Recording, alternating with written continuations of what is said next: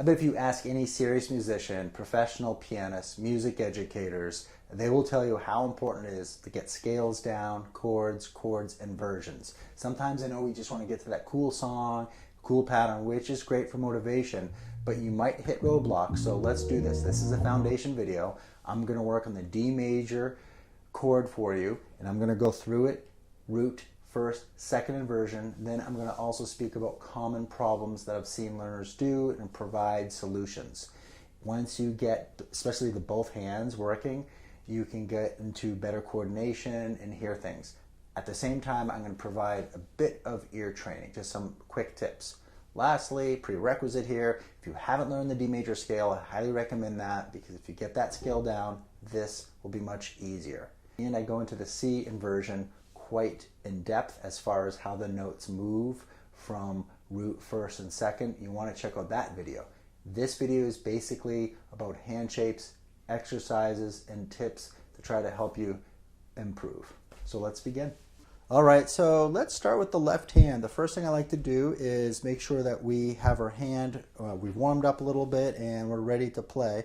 This is a really good exercise because you will benefit playing with your hands going into the keyboard, and I'll talk about that in a bit and provide some insight on that. So the first thing I'd like to do with the left hand is play the chord broken.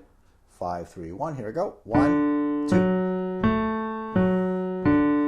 It might sound simple, but really hum along, sing along if you want, and try to hear each note. And then I'm going to move to the first inversion, which is 5, 3, 1 again. Here we go.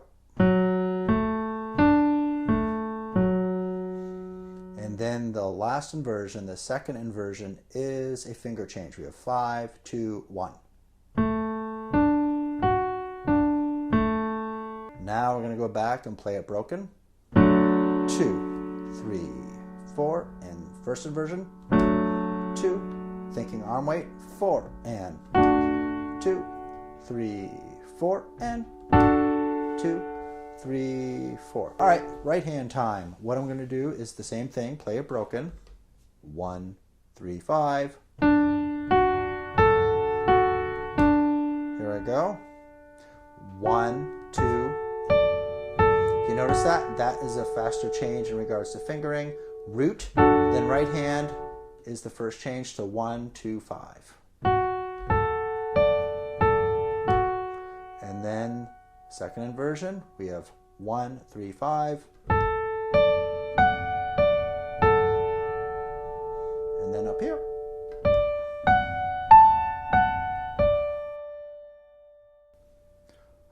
One.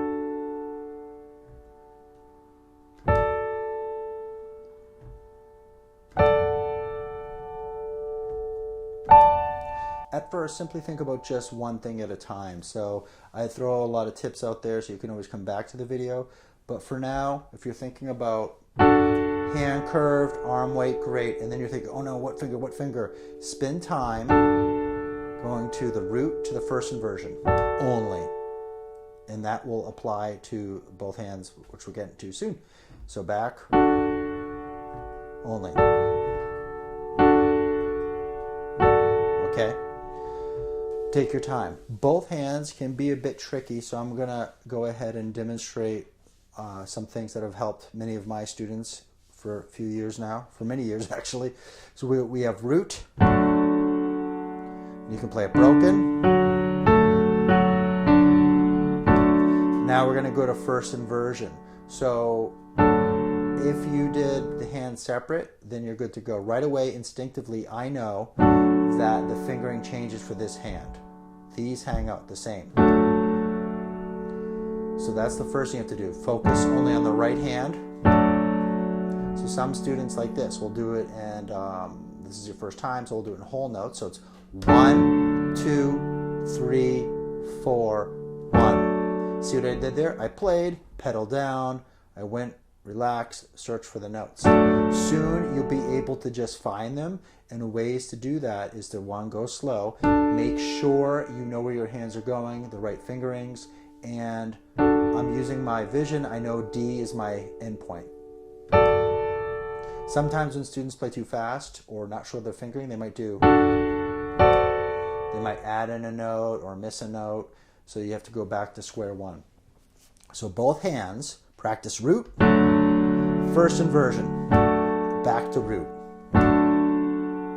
Root again, first inversion. If you think you got that, awesome. So if you got that, let's go to first to second. Remember, the left hand changes fingerings. Let's go back to that. So don't worry about playing every single inversion simultaneously. Build off of root to first, first to second, back to first. So here we go. This is our first inversion, going to second now. Notice how far my hands are on the keyboard? And if they're not, teachers exaggerate. Here I go. I don't know if I can even... Oh my gosh, it's way tense. Oh, bad. It just feels too tense. We got first to second and to root. All right, so we're at root. Going back down, left hand first.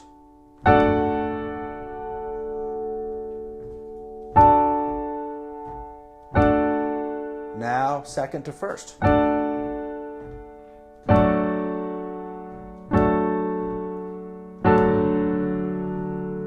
Let's review what we're doing with both hands. First thing is we know the fingering well, right? Because we worked on hands separately. The next thing we want to do is feel the keys and just play root to first. If it helps you, go ahead and think whole notes. So you're going to go 1, 2, 3, 4, 1. I prepared. And then get that pattern again. And if you're comfortable, you can speed it up, but that will come in time. No reason to do that now. Now let's start with the first to second. Same idea. 1, 2, 3, 4. And then you go back. You will get to the point in your first 2 practice sessions, you're going to go, oh, I forgot the fingering. So use the screen, look at it, and just take your time. If you stay consistent after the 3rd, 4th day, it should be pretty easy. So I'll leave you with an exercise. I'm just going to play all up and down in half notes. So it's going to sound like this. 1, 2, 3, 4. 1, 2, 3, 4. 1, 2, 3, 4. 1, 2, 3, 4. Question of the day. Well, Jim, I got the notes. I didn't get the right fingering, so it's fine, right? It can be. It's probably a bad habit. I was thinking about this earlier today. Some students will play, and they'll go here, and then they might do that fingering. That's pretty tense, and you might want to just try to get the fingering down where you're using the correct fingering with your body and the arm weight. Keep that in mind, because if you get into this kind of playing, I'm really tense. I don't know if you can see it on camera. My shoulders are up and everything. Just down the road is going to create issues. One of them, possible discomfort, maybe injury, but also just you're not going to have that fluid feel to the keyboard. If you're still watching, here is an extra exercise, which is maybe a little too tricky, but we go back and forth. I'll go slow first. 1, 2.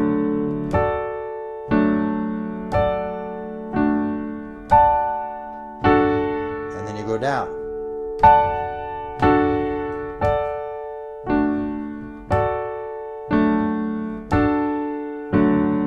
Make sense? So you can practice that too. I hope this helps. Please leave a comment if you think you can do this arpeggio exercise with both hands. More to come. Take care.